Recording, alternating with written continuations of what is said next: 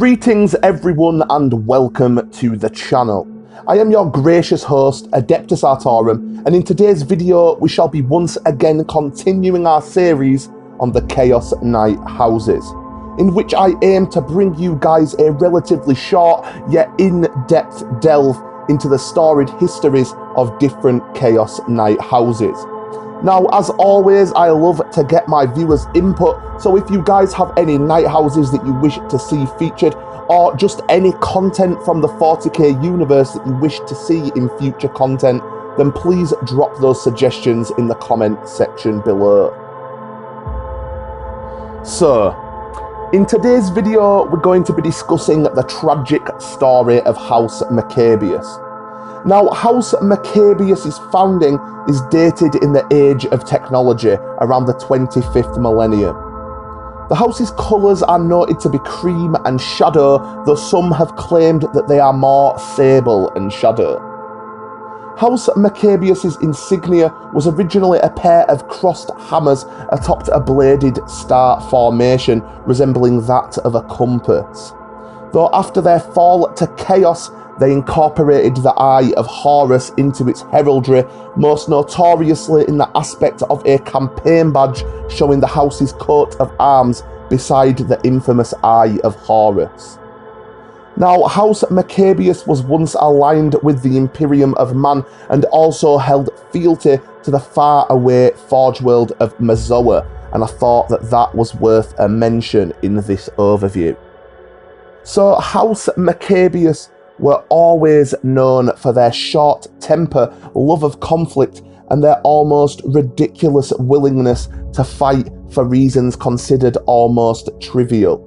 In fact, some might say that this fact made them naive and reckless. On top of this, House Makabius were known for their great avarice. In layman's terms, their insatiable greed for resources and wealth.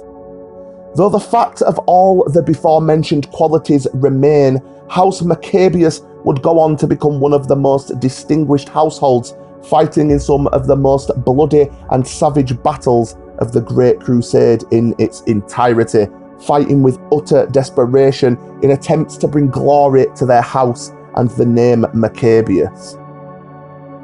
Now, in order for me to tell you the full story of House Makabius, there is a figure of great importance that we must discuss. A man filled with immeasurable amounts of self-confidence and pride, one of the greatest knights of House Makabius, Markan Hrotham. And I'm sure that I will mispronounce Hrotham many times throughout this video, so bear with me. Now, Hrotham was known as the hero of the pacification of Skyrim, though information about this conflict is scarce to say the least. But what you must know and understand as to why Hrotham is such a pivotal figure is that this is the man that would throw his house into eternal damnation, as his lust for more conquests and with his before mentioned confidence and pride, it would cause him to align himself with the War Master of Chaos, Horus Lupercal, in an attempt to further his own legend. Essentially, what would occur would ensure that House Makabius was now aligned with Horus, as Hrotham, accompanied by a younger generation of Makabius knights, would return to their homeworld of Baroda and effectively denounce and depose the ruling elite of the household. Now, this task was not politically done. In fact, to the contrary, the conclusion was achieved through forceful means, Hrotham seizing the mantle of Lord Protector of Baroda and subsequently pledging his house in support of Horus and his cause. Now, this is where the story of House Makabius takes a turn, as instead of the promised arrival of the War Master Horus Lupercal, the infamous Reaper Mortarion, Primarch of the Death Guard Legion, would descend in Horus's place to claim the oath of fealty promised to the War Master. Now, for all you guys out there that are aware of the Death Guard Traitor Legion, you will know that they are aligned to the Chaos God of Disease, Decay and Death, Nurgle. And if you do not know anything about the Death Guard, I urge you to give my Death Guard video a watch, and that will be linked at the end of this video. Now, regardless of your knowledge pertaining to the Death Guard, you can imagine that allegiance to the forces of Nurgle had now cast out Hrothgar and House Makabius' dreams of glory and conquest, ensuring a new path to ruination, decay, and damnation. So now that we have set out a brief overview of House Makabius, I'm going to delve into a bit of the house's history. Now, the course of events that ultimately led to the ultimate downfall, damnation, and eternal dishonour of House Makabius is honestly one of the many forgotten catastrophes of the Horus heresy. This tragedy is just one of the many unfortunately overshadowed by the greater catastrophe of the Imperium almost being dismantled, laying in flames and wreckage after the betrayal and subsequent war that fell upon it within the era. This grim destiny worsened by the fact that the fearless warriors of House Makabius were ever at the very forefront of battle in hopes of forging a legacy for themselves and their great house. House Makabius' insatiable determination in the fact of nearing undefeatable odds became their hallmark and became a significant factor in the success of many imperial campaigns in the northern regions of the galaxy. This fact makes it all the more depressing that these same qualities are what caused the unfortunate fall of the house into an irredeemable dishonour and destruction, rendering the before-mentioned victories unimportant. Now, the world of Baroda, in which House Makabius called home, was a storm-ravaged world sunken deep within the Grail Abyss. The house itself was founded in the 30th millennium in the slow chokehold of an indefinite and inglorious death. The unexplainable and ever-changing warp currents of the Grail Abyss had provided a large amount of shelter from the countless horrors of the Age of Strife to the many night houses of Baroda, yet they were also essentially held prisoner upon a world that's natural resources had been stripped to nearing non-existence. Where once proud scions of a great house once strode the field of battle, clad in immaculate suits of armour, spreading the infinite pride and glory of their house, now stood an embarrassingly pale imitation of their ancient kinfolk, filling the skies with crude petrochem-fueled smoke, clad in iron armour pathetically forged over once gleaming ceramite plates. Now, unfortunately, the storied histories of House Makabius do not tell us of which night houses upon Baroda instigated the conflict to follow, yet it does speak of the ferocity of the great battles fought as the night houses battled each other for once plentiful resources that they could no longer gain by the labour once used to acquire them. Battles in which scorched the very earth beneath their feet and set the sky ablaze. Now, for many Terran centuries, the Barodan night houses fought vicious wars amongst themselves, each victorious night house taking possession of that which the conquered night house had, things such as the few remaining bore mines and storm-proof fortress refineries upon the planet's surface. Now, as before stated, these wars would last for many Terran centuries, ensuring the destruction of many of the noble bloodlines upon Baroda, until eventually all but one single house remained, House Makabius. The last battle of the nearly 800 standard year bloody civil war was enacted when the combined might of House Makabius descended upon the last remaining holdout of a house named House Wentorth, where a mere few hours of bloody death and destruction ensured the rule of House Makabius upon Baroda. Now, for a brief amount of Terran years, House Makabius ruled supreme across the battered hills and storm-tossed oceans of Baroda, assuming that their new grand position of power was assured to them, taking control of the remaining Night Supes upon Baroda and enlisting many of the scions from the conquered houses within their ranks. The House of Makabius grew exponentially, holding contests of personal combat to decide rank and station. The ruling elite now turning their gaze, filled with thoughts of conquest and glory, hungrily towards the stars. Yet unfortunately for the Knights of House Makabius, the confines of the Grail Abyss, coupled with their crude and aging technology, would deny the dreams of such expansion until, of course, the timely arrival of the Imperium of Man. Now, the expeditionary fleet that happened across Baroda was small in comparison to most of the fleets sent out within the era of the Great Crusade, bearing only a few dozen regiments of Exertus Imperialis, essentially the Imperial Army, the respective predecessors of the Astra Militarum, and a company of Imperial Fists 1,000 Astartes strong. Yet this tiny Imperial force put absolute shame to the forces that House Makabius had amassed for itself within the short supreme reign on Baroda. Now, the nobles of House Makabius, conditioned by centuries of war and essentially fearing any force that could traverse the ever unpredictable void surrounding Baroda, decided to raise the very few crude and long neglected orbital defences that they had available to them.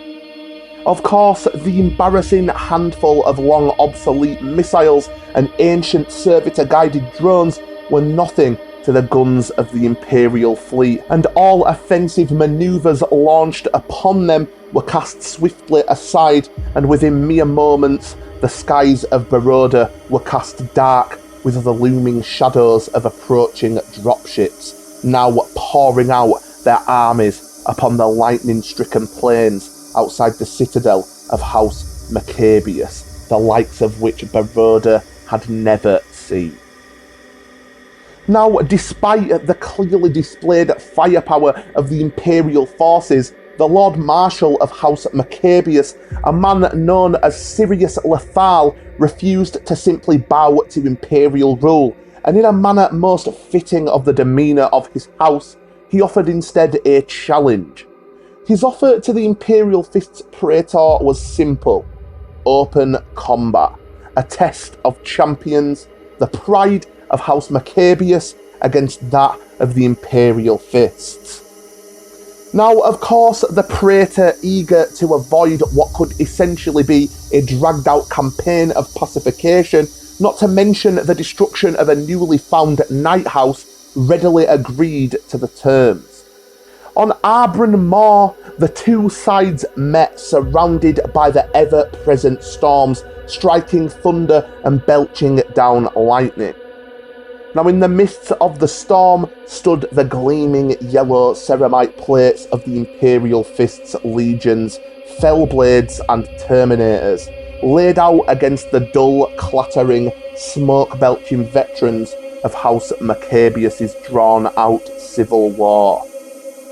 Now, as you can imagine, the ensuing battle was short and essentially one-sided, as the Astartes quickly tore through the ranks of the ill-maintained and under-equipped Knights of Makabius, tearing them into pieces with short-ranged demolisher cannons or cutting them down in swiftly coordinated Terminator assaults, though even in the midst of this crushing defeat, the Knights stubbornly refused to surrender.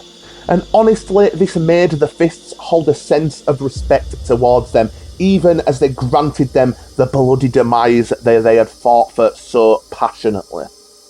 Now, in the aftermath of what would come to be known as the Battle of Arbron Moor, House Makabius, of course, pledged its fealty to the Imperium of Man, and with it achieved Imperial Night House status, granting them all the associated privileges that would come along with such a title.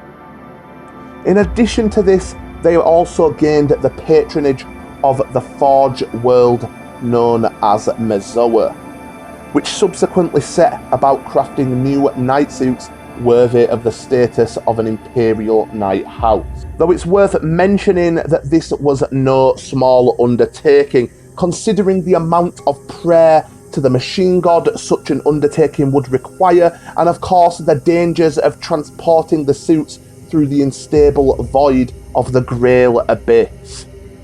Now, as a result of this, House Makabius remained in the state that it was found for the longest time, unable to join the glorious Great Crusade and redeem themselves from their humbling defeat at the hands of the Imperial Fists.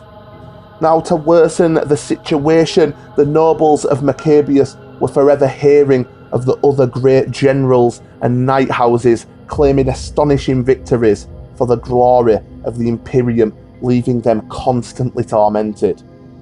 Now, as new knight suits were eventually presented, fierce competitions arose in order for the victor to claim the knight suit, and many of these victors decided to join the armies of the Imperium to fight in the Great Crusade as they periodically passed through Baroda, of course seeking glory far from their wretched home world. Now, the Lord Marshal and the ruling nobles known as the Magna Concilium decided to invoke a ban upon scions joining the Questoris unless cleared to do so by their respective liege, in an attempt to keep more ranks within the slowly growing military force of their own house. Unfortunately for them, this plan ultimately backfired, and these young scions wishing to help shape the Imperium of Man would turn Freeblade, abandoning their house to walk the path of the lone warrior.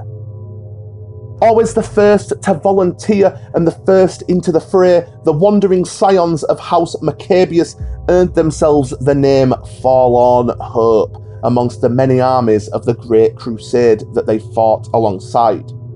Now, this was a gesture of respect, yet also a somewhat dark comment by certain commanders in regard to the value that they put on the wandering scions. Now, despite moving between armies as they did, the scions of House Makabius led many imperial assaults where others would not even have attempted to do so. These actions earned them fleeting glory, using the blood of House Makabius to do so. And so we get to the before mentioned Marcan Hrotham and the Battle of Scarron, where he essentially turned the tide of the battle, destroying several of the multi-legged automata that defended a debased Forge crypt, turning what seemed like an inevitable defeat for the Lunar Wolves and their forces into an astonishing victory.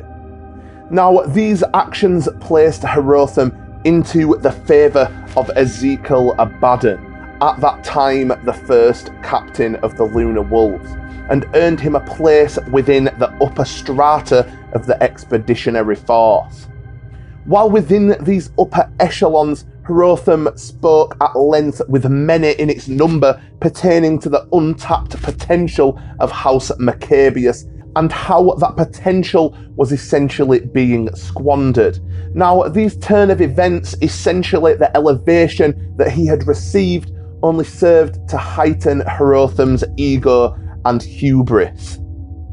Now, back on Baroda, a rot had begun to seep in amongst the remaining nobles, as discontent began to spread within their ranks. Essentially, the scions of Makabius sat idle in a state of near exile, as they waited upon the slow trickle of armour sent forth by Mazoa, watching as other knightly houses grew to prominence and glory within the Imperium.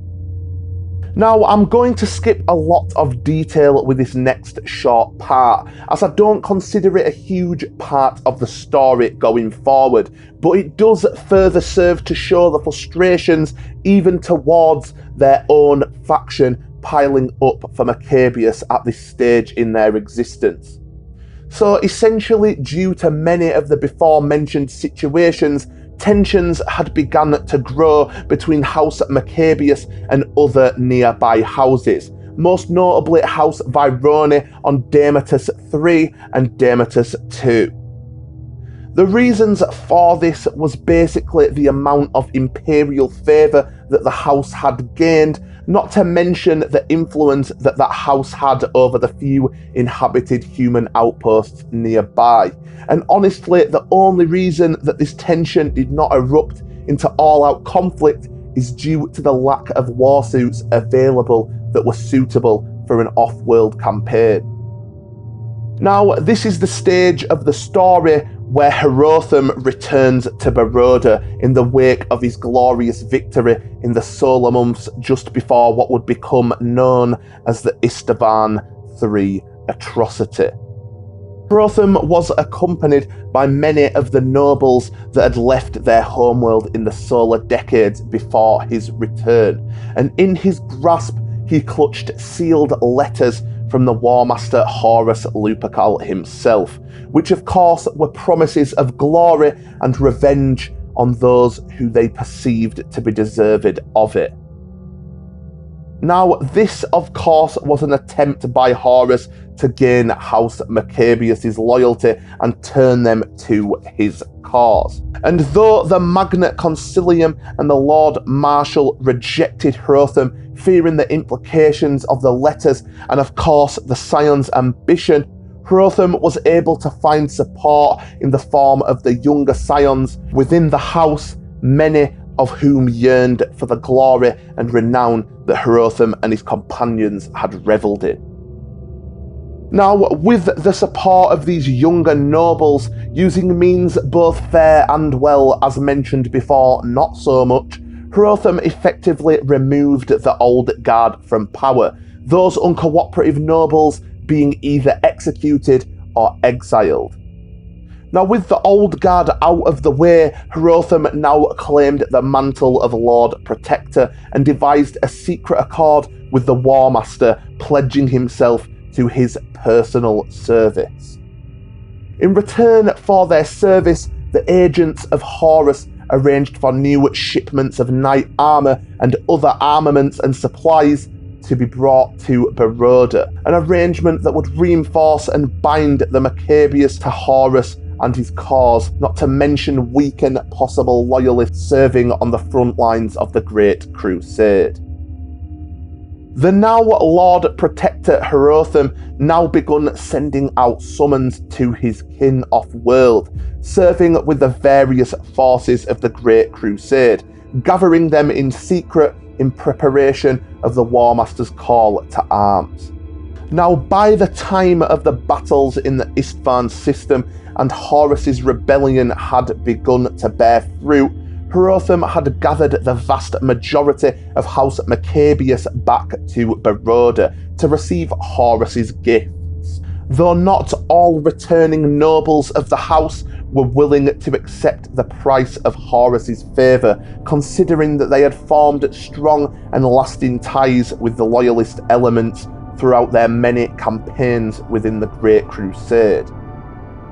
Adopting the title Knights of the Covenant and renouncing their oaths that they had once sworn to the Emperor of Mankind, these now well-armed warriors laid siege to the Black Tower, the astropathic sanctum upon Baroda.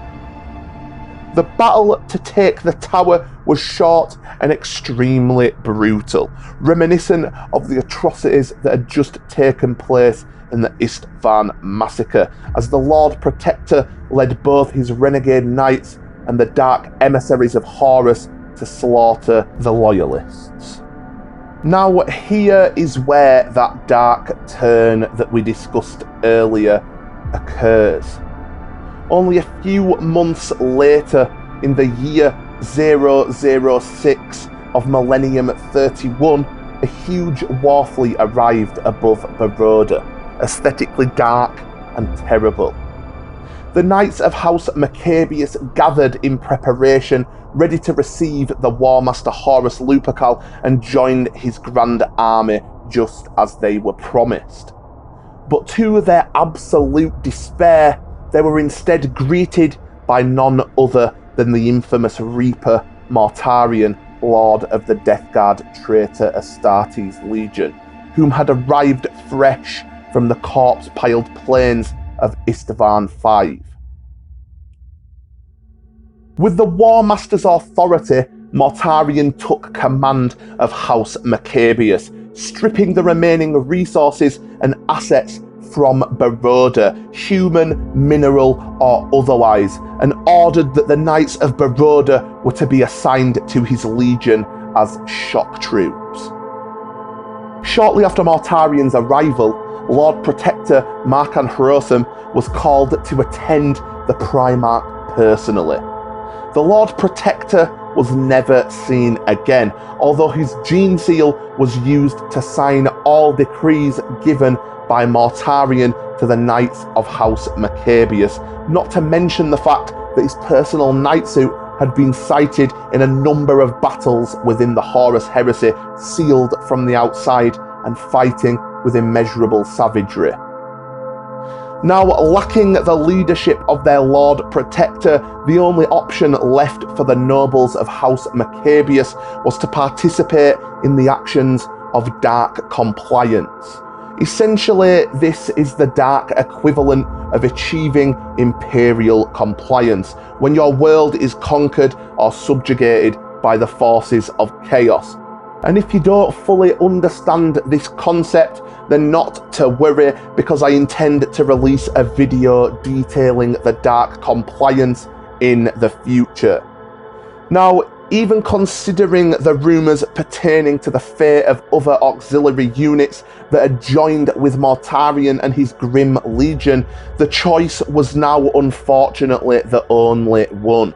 And so, as the once proud warriors of Baroda left their planet for the last time, its stripped carcass remaining a grim example of the infamous Reaper's methods, their once prevalent dreams of glory were replaced by the grim reality of Mortarion's eternal campaigns for genocide and destruction. Now, as I stated in the last Chaos Night House video, I intend to give you guys a somewhat short list of notable nobles within each of their respective night houses. So this is the list of House Makabius nobles that I consider to be notable. Now, firstly, we have, of course, Markan Hrotham. I wanted to make sure that Hrotham was still on this list, yet honestly I don't think that I need to discuss him any further than I already have throughout this video. Second is another noble that I have already mentioned within the duration of this video, Sirius Lethal, who of course was the Lord Marshal of House Makabius at the time of its reunification with the Imperium. Now, the last one that I am going to mention on this list is Julius Makabius, who was a feared Auctiller of House Makabius and the pilot of the Cerastus Knight Lancer Vindex Magna. Now, I just want to mention that there are quite a few more notable nobles within the ranks of House Makabius that I am not going to mention in this video. Now, the reason for this is simply because I intend to make a few short videos in the future detailing their exploits. So now we come to the part of the video where I usually leave you guys with the motto of the night house that we are discussing. But unfortunately, House Makabius has no known motto recorded. So in the motto's stead, I'm going to go back to my usual and leave you guys with a quote from the Primarch Mortarion. And though it is nothing to do with the Chaos Knights and the Chaos Knight House we're discussing, I think that it sums up his view on his tyrannical actions, not just upon Baroda, but on any planet in which his feet find themselves planted upon. We are all tyrants. Do not fool yourself. We were bred for nothing else.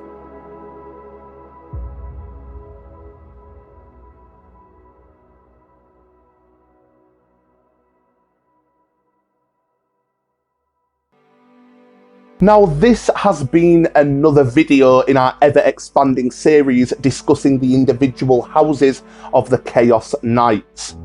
Now, as always, if you guys have any suggestions for future content, simply drop them in the comment box below. And I hope you guys have enjoyed the video.